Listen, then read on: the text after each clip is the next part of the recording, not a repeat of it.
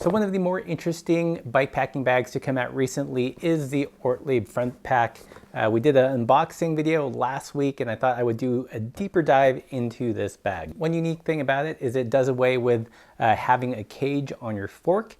Instead, you install a really svelte spine, which then the bag clicks into. So first things first, we should clear up a couple things that we said in our live stream. Yes, you can use this bag on carbon forks as long as it has the proper mounts and those mounts are rated to whatever weight you're gonna carry. So far, I've tried it out on a couple different bikes that we have. This is the spine being mounted to the Vast A1 carbon fork.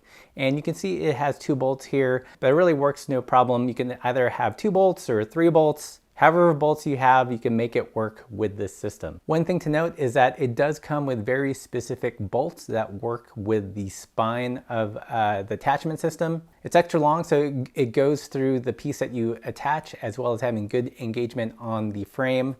And it's also countersunk, so it doesn't interfere with the quick release back of the bag. All that to say is that they're very specific bolts, don't lose them. So while it worked well on the carbon fork on the Vast, I did also try to install it on a older Salsa cutthroat. And one thing that's weird about these forks is that the 3-pack mounts are slightly canted forward. So if you have an older cutthroat or older Salsa bike with this design on the fork, these bags will not work. They'll run into the wheel. Looking at the forks of the cutthroats in 2020, as well as other Salsa bikes, it looks like they put them more flush to the side, and these will mount fine without running into the wheel. But if you do have an older bike with these kind of legacy forks, the Ortlieb Fork-Pack won't work. So lastly, we also installed it on a suspension fork on a Salsa Timberjack. I think this is one of the more interesting things about this bag because it does away with kind of the old school hose clamp method. It's a little bit more svelte, a little bit more specific to the bag, but how does it work? How easy was it to install? Installing it this way, you will need a couple of specific tools. You'll need scissors to cut the shrink wrap housing in half, as well as a lighter, some needle nose or flat nose pliers to pull the metal bands, and a small hex wrench. In terms of installing it, the first thing you want to do is to cut the shrink wrap in half. You have enough rubber shrink wrap to go over the 2 metal bands that are included. Next step is to slip the metal bands into the shrink wrap.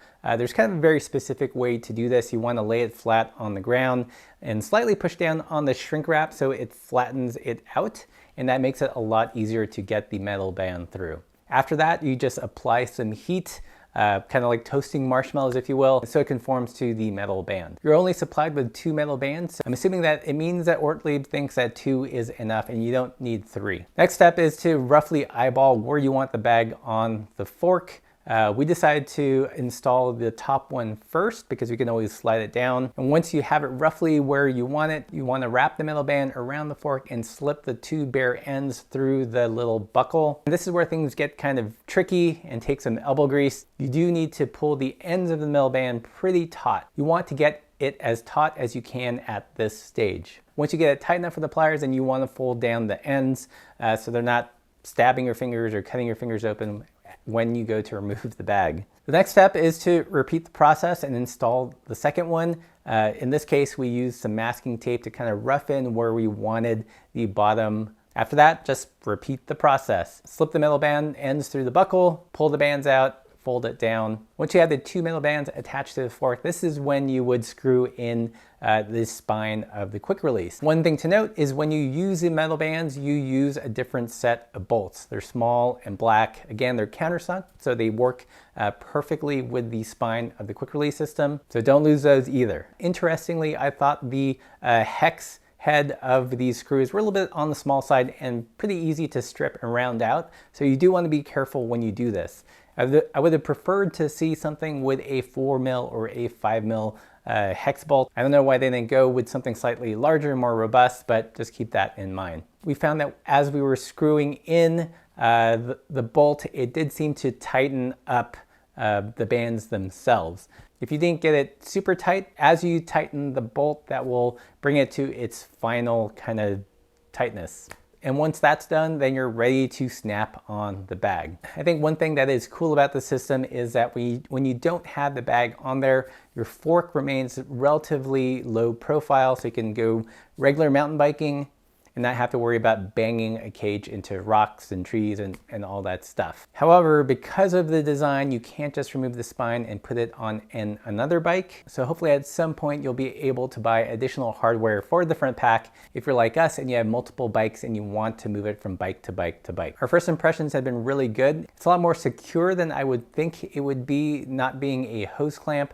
Not quite as easy to install and remove. I think these are single-use metal bands, so that is one downside to it. I haven't really had the chance to ride with it yet just because we're under some toxic smoke and doing inside videos like installation videos instead.